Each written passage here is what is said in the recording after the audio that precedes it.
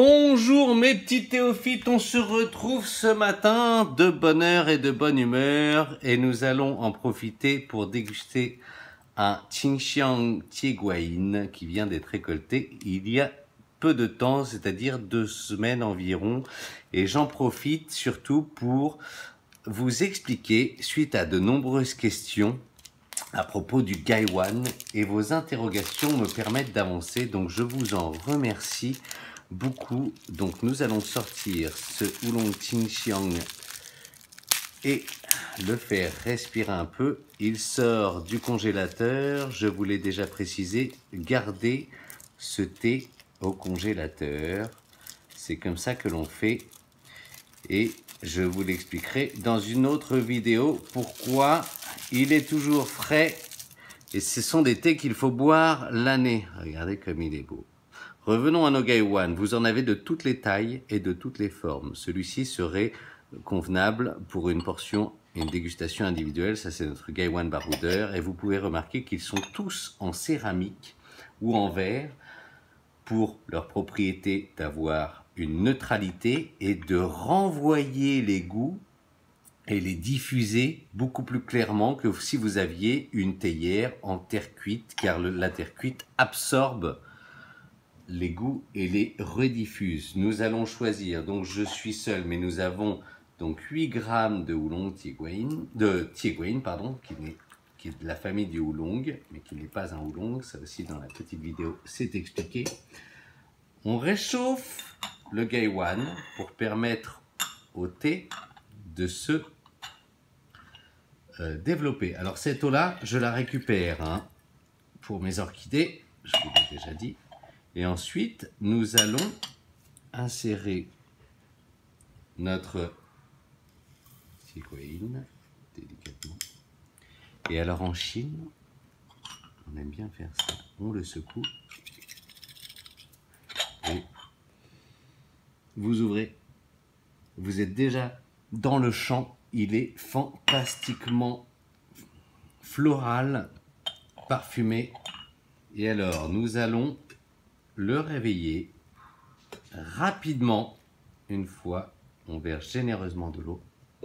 Et cette eau-là aussi, nous allons l'utiliser pour réchauffer les tasses. Et c'est une eau que nous allons aussi laisser de côté. On dit réveiller le thé, car certains disent laver le thé, évidemment, comme le riz, comme tous les condiments, on lave. Mais alors c'est un thé qui est extrêmement, extrêmement propre. Allez, c'est parti, première infusion. Et alors l'idée de cette vidéo, c'est de vous faire voir comment on utilise un Gaiwan. Car c'est vrai que ça paraît simple, mais il y a des petits trucs à savoir.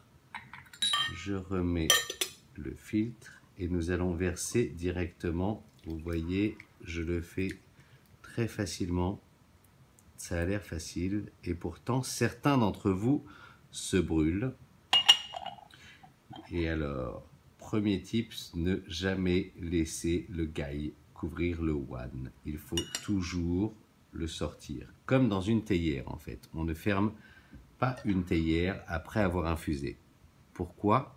Vous le savez, ça cuit le thé. Et donc votre thé va prendre des arômes plus prononcés. Vous perdrez l'identité de votre thé et vous perdrez la légèreté. Alors ça, celle-ci, c'est la première infusion, le premier palais. Et nous allons répéter ça, ce procédé avec un thé comme ça. Vous voyez déjà, il a grossi, il a rempli la moitié de la tasse. Et alors à chaque infusion, vous pouvez rincer le thé qu'il y a sur le couvercle. Moi je le fais en rond, certains le font autrement. C'est aussi une longue discussion. On laisse infuser très rapidement durant les premières fois. Vous avez vu, vous avez compris, Regardez comment on le tient. Je vous le refais plus doucement, plus tranquillement. On a toujours un bout aussi pour éviter qu'il y ait de l'eau partout. Un petit tissu.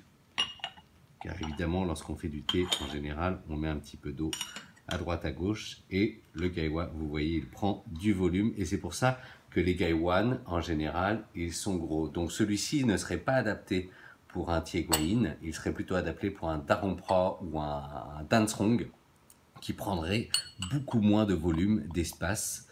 Celui-ci est très malléable et alors il est très alternatif et donc le thé sortirait un petit peu. Cela dépend toujours de la quantité et du nombre de personnes que vous êtes. Nous allons refaire et je vais vous faire voir plus doucement comment bien prendre votre gaiwan.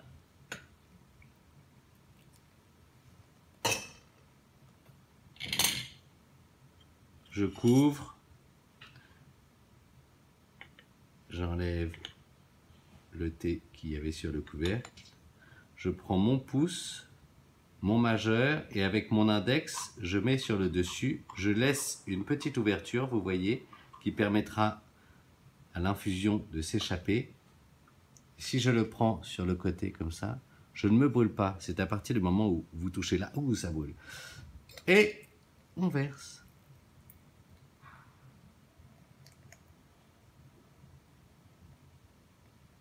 Et voilà, c'est pas plus compliqué. Le tout est d'avoir le tour de bras. Vous voyez, il prend du volume, il prend du volume. Et l'idée, c'est de vous faire voir qu'il va gonfler. Il va même, au bout de la 6e infusion, pousser un petit peu le couvercle. Et l'avantage du gaiwan, c'est que on peut, contrairement à une théière, apprécier le thé non seulement au goût et au palais, mais avec les yeux. Et alors, un autre petit tip. Donc là, j'ai pris plusieurs gong dabe. Ça, c'est le gong dabe, le verre commun, si je puis dire, qui vous permet de servir les tasses. Parce qu'avec un thé comme ça, vous pourrez faire beaucoup d'infusions. Il est généreux. On met, et l'avantage, c'est que il n'y a pas mieux que le gaiwan pour sentir le thé, avoir ses arômes. J'ai l'impression d'avoir un gâteau au beurre qui sort du four. Il est très parfumé, généreux. Et vous voyez, il prend beaucoup de volume. On en refait une dernière.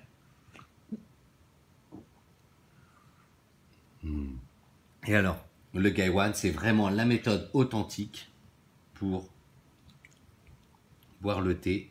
Et l'avantage, c'est que dans un gaiwan, vous pouvez faire tous les thés, contrairement à une théière, car chaque théière mérite d'avoir son propre thé. Et je pousse, majeur, index, on pousse. Et alors, un gaiwan n'est jamais parfait. Il est fait à la main, il n'est jamais parfait, parce que s'il était parfait, il ne pourrait pas laisser couler le thé.